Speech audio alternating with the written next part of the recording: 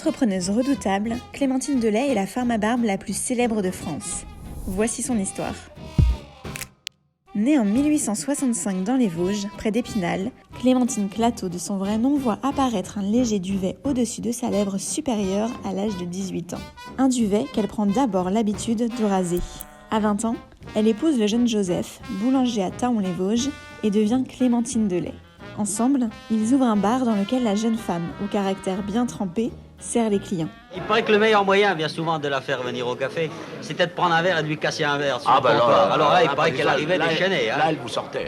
En 1901, à l'âge de 36 ans, Clémentine croise pour la première fois une femme à barbe. Celle-ci est montrée en spectacle lors d'une foire à Nancy. À l'époque, donc, il y avait des monumenteurs qui montraient des femmes à barbe. Elle en voit une, elle ressort en disant mais elle avait 3 poils au menton, c'est pas du tout une femme à barbe. Et en revenant dans son café, elle parle de ce qu'elle a vu et un de ses clients lui dit « Est-ce que tu veux bien tenir le pari d'essayer de faire pousser la tienne ?» Elle accepte le pari et en 15 jours, elle a cette barbe.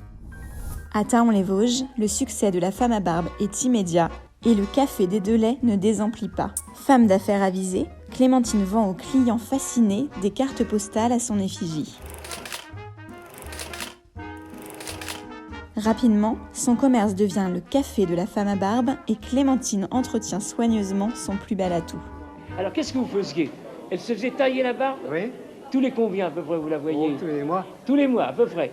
Et aux moustaches aussi, vous lui arrangez quelque chose? Oui, un petit fer à friser. Un petit fer à friser. Pour dire les moustaches à la Guillaume. C'est ça. Ces photographies font le tour de la France et la femme à barbe de Thaon-les-Vosges est désormais une vedette. Elle obtient même en 1904 une autorisation de travestissement, car à l'époque, les femmes n'ont pas le droit de porter le pantalon, et prend la pose en tenue d'homme. L'argent qu'elle gagne, Clémentine en fait profiter son foyer. Elle gâte son époux qui souffre de nombreux problèmes de santé.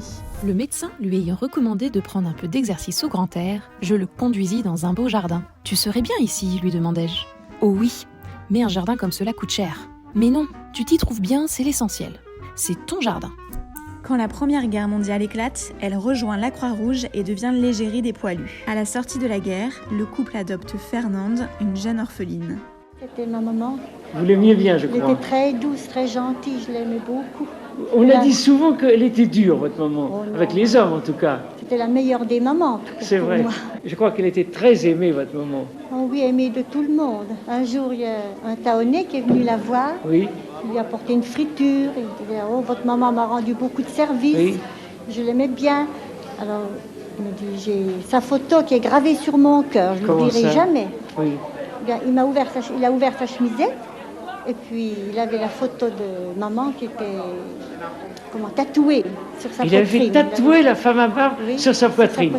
Sur les conseils du médecin de Joseph, la famille déménage à Plombières où une énorme fête est organisée en l'honneur de la femme à barbe. Clémentine y ouvre une boutique de lingerie et le succès est à nouveau au rendez-vous. Barnum, célèbre directeur de cirque, lui propose alors 3 millions de francs pour rejoindre sa troupe.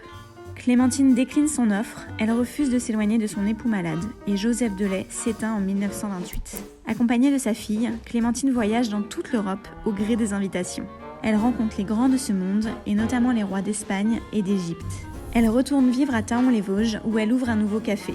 Clémentine Delay, notre compatriote, n'était pas une vulgaire femme de foire. C'était, si j'ose dire, une femme comme les autres, mais une femme avec une barbe. Vive la Lorraine, vive Thaon-les-Vosges et bravo à la femme à barbe! La femme à barbe la plus célèbre de France s'éteint en 1939 à l'âge de 74 ans. Peut-être, songeant à ma dernière demeure, je me réjouirai du bon tour que je jouerai à Saint-Pierre, quand, me présentant à lui, je lui dirai « Mon vieux Saint-Pierre, je parie 500 francs qu'il n'y a pas une barbe aussi belle que la mienne dans ton paradis. »